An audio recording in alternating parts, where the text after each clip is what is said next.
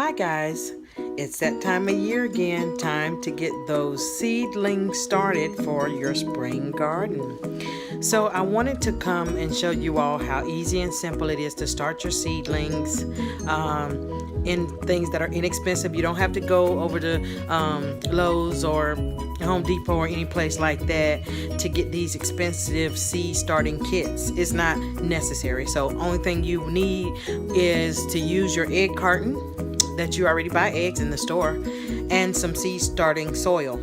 So I'll show you how you can buy one package of seeds for just as a beginner.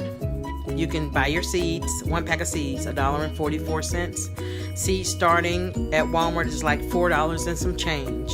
So, and you can eat off of that same plant for the entire spring and summer.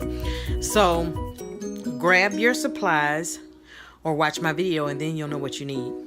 So come on, I'll show you. It's very easy.